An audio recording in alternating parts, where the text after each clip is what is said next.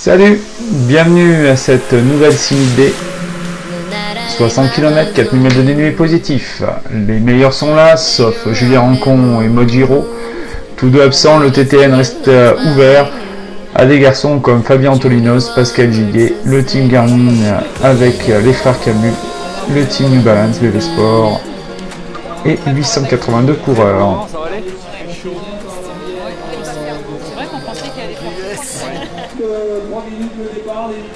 Le team Scott aussi présent, Xavier Thévenard, Fiona Porte, Virginie Covignon pour la FUMA.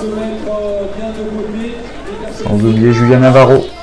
Mais au premier passage à la plaine centre, c'est Sylvain Camus qui est parti devant Pascal Giguet, du team Scott, le manager deuxième, et Fabien Antolinos qui gère troisième à quelques secondes. Xavier Thévenard qui va passer avec très peu de retard. Michel Bonnel, Alexis Trob. Sylvain Camus mène la danse avec 1 minute d'avance sur un duo. Pascal Giguet plus Fabien Antolinos. La question est comment Fabien Antolinos va passer en haute montagne. Réponse dans quelques minutes. Derrière, Xavier Thévenard pointe à 1 minute 49.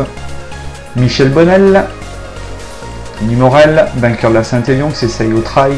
Alexis Trob, deuxième en 2010. Michael Passero, Stéphane Jouvence.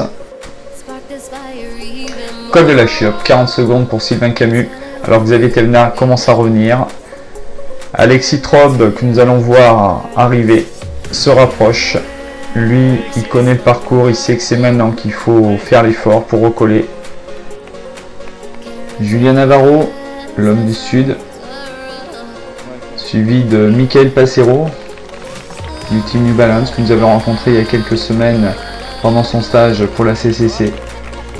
Vainqueur de la Sky Race en 2010, il aime les profils montagnards, un jeune homme qui découvre l'ultra, coureur de 15 ans, alors que nous voyons apparaître pour la première fois Sébastien Camus. Une ascension terrible, où les leaders savent que c'est là que ça se joue. Denis Morel craque, Alexis grimpe, mais c'est plus haut que la course se passe. 3 hommes derrière, 3 hommes se sont regroupés. Pascal Giguet, Xavier Thévenard et Fabien Antolinos mènent la chasse derrière un Sylvain Camus qui est en train de craquer.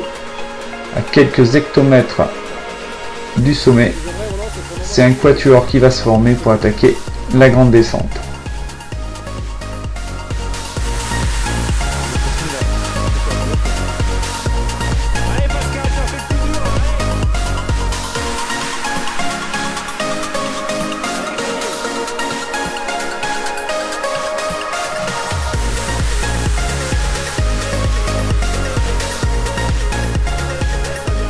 Alexis Trob franchira en haut le col avec quelques minutes de retard sur le quatuor, alors qu'on apprend que 2 coureurs se sont égarés à l'attaque de la dernière ascension.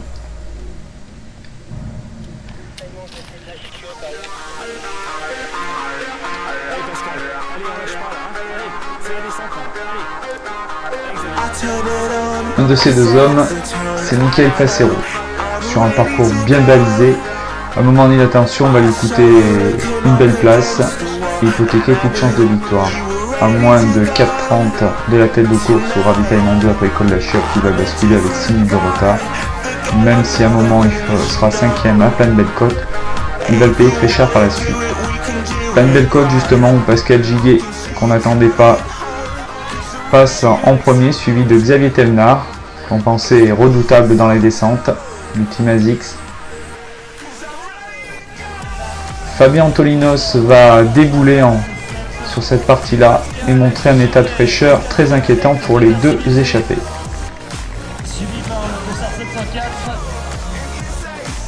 Fiona Porte se promène à quelques secondes d'avance sur le record de Mojiro. L'homme frais, l'homme qui a parfaitement maîtrisé, c'est Fabien Antolinos. Heureux papa la semaine dernière, il gagne forte belle manière cette similité. C'est ma première participation et je crois que c'est ma course la plus aboutie depuis que j'ai commencé le trail. J'étais bien préparé, même si je n'avais pas visé spécialement la 6000D au départ. J'ai couru beaucoup en juin, je me suis reposé après. J'ai travaillé, je pense, intelligemment pour préparer la course. Et puis surtout, j'ai bien géré, j'ai pris les bâtons du départ. J'ai bien géré les ravitaux. Merci à mes parents qui étaient au ravitaillement. Et je crois que j'ai bien géré aussi l'allure. Parfois, ça m'était un petit peu détaqué dans les montées. Moi, je me suis économisé beaucoup dans les montées. J'ai pas mal marché.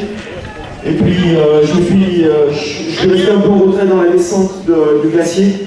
Parce que ça allait très vite avec Pascal qui est très bon descendeur. Et il y avait Xavier aussi qui emmenait. Ils étaient bien. Mais moi, j'ai temporisé. Je savais qu'il y avait encore de la route. À l'Arpec, je les ai rattrapés. Je me suis accroché un petit peu derrière eux dans la descente jusqu'au ravito. Et après, ils étaient un peu, je les ai trouvés un peu cuits après le ravito.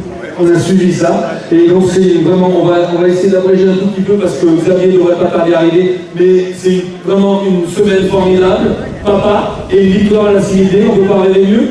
Oui, on peut pas rêver mieux, c'est vraiment un bon mois de juillet qui se termine.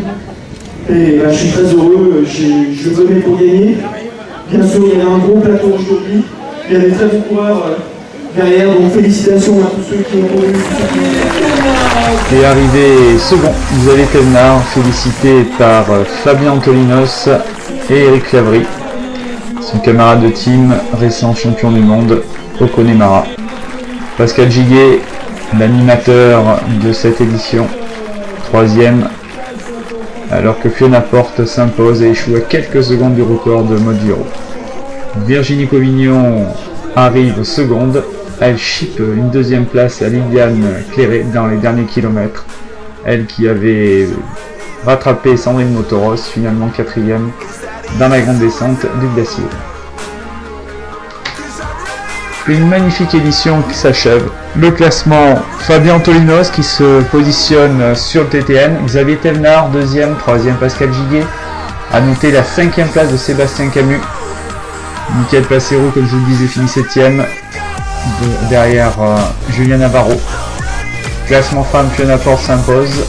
Virginie Covignon, la FUMA 2ème, Liliane Cléré 3ème. Côté équipe, le Team New Balance BV Sport s'impose devant le Team Garmin et VO2 1000 La Bagne. Les cotations cette semaine sur le site. Donc s'achève le classement.